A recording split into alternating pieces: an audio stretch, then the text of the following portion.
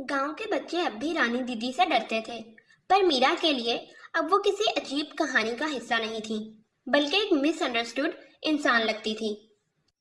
हर दिन जब मीरा सिलाई के कॉर्नर्स देखती या नए कपड़ों के फोल्ड्स में डिजाइन समझने की कोशिश करती, तो उसे लगता कि ये सब तो एक कला है।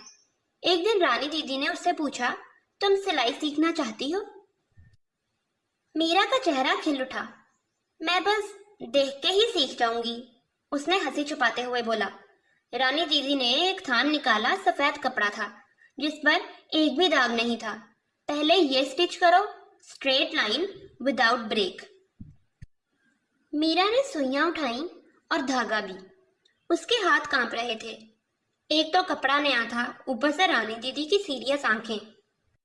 जब उसने पहला स्टिच पूरा किया तो वो सीधा नहीं था, कहीं से झुक गया था, कहीं से टाइट हो गया था। रानी दीदी ने देखा, खास कुछ बोला नहीं, सिर्फ इतना कहा, फिर से करो। वो 5 बार रिपीट कर चुकी थी। हर बार रानी दीदी बस देखती, बिना तारीफ या डांट के, सिर्फ एक शब्द, फिर से। छठी बार मीरा ने स्टिच कंप्लीट किया तो लाइन थोड़ी सीधी थी। रानी दीदी ने कपड़ा उठाया और उसको देखा, फिर फाइनली बोला, ठीक है, कल बटन लगाना सीखना। मीरा का कॉन्फिडेंस बढ़ गया था। उसे समझ आ गया था कि परफेक्शन की डेफिनेशन हर जगह अलग होती है। शहर में 90% से भी काम चल जाता है, लेकिन यहाँ इस सिलाई की दुकान में 100% से कम कुछ भी ठीक नहीं कहलाता। उसी हफ्ते एक घटना हुई। पीछे वाली गली की कमलेश आंटी अपनी बेटी के लिए राखी के लिए कुर्ती सिलवाने आई। लोकल दर्जी सिल नहीं पा रहा था क्योंकि फैब्रिक बहुत सिल्की था और डिजाइन में एम्ब्रॉयडरी भी थी। सबने मना कर दिया। तभी उनसे किसी ने कहा कि एक बार रानी से पूछ लो। कमलेश आंटी ने पुरानी कहानियों को साइड पे रखकर रानी दीदी की दुकान पे नॉक किया। ये डिजाइन सिल दोगी? उन्होंने पूछा। रानी ने फैब्रिक देखा, हाथ से टच किया और बस इतना कहा, 3 दिन बाद ले लेना। कमलेश आंटी चली गई। मीरा अंदर ही थी, टेबल के पास बैठी स्केच बना रही थी। उसने रानी से पूछा, आपको डर नहीं लगता अगर सिलाई बिगड़ जाए तो? रानी ने सर उठाया। डर लगता है, पर काम करने से नहीं, लोगों की बातों से। मीरा थोड़ी देर चुप रही, फिर बोली, आप पहले भी इतना ही काम करती थी?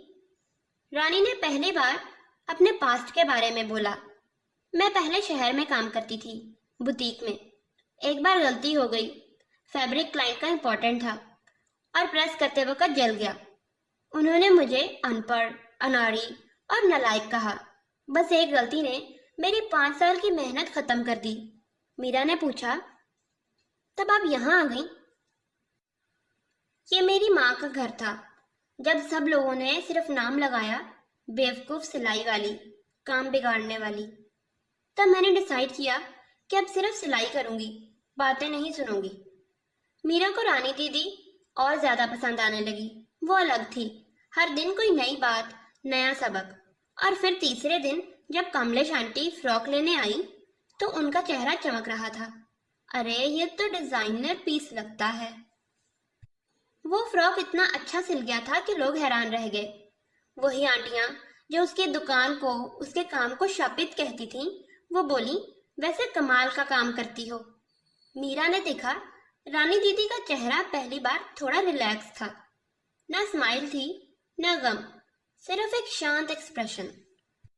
उस रात मीरा ने अपनी डायरी में लिखा, लोगों के लफ्जों का जादू या तो बना देता है या बिगाड़ देता है, पर असली जादू वो तो काम में होता है।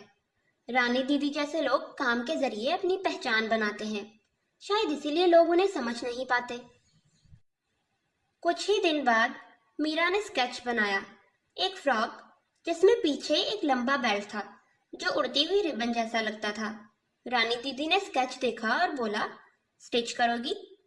मीरा घबरा गई। मैं? डिजाइन तुम्हारा है तो तुम ही स्टिच करो ना। रानी ने फैब्रिक दिया, कटिंग के टूल्स और एक वाइट डमी। 3 दिन तक मीरा सिर्फ स्टिच करती रही। कभी रानी दीदी से पूछती, कभी साइलेंटली करती। आखिर में जब वो फ्रॉक रेडी हुई तो रानी दीदी ने बस एक शब्द कहा, कमाल।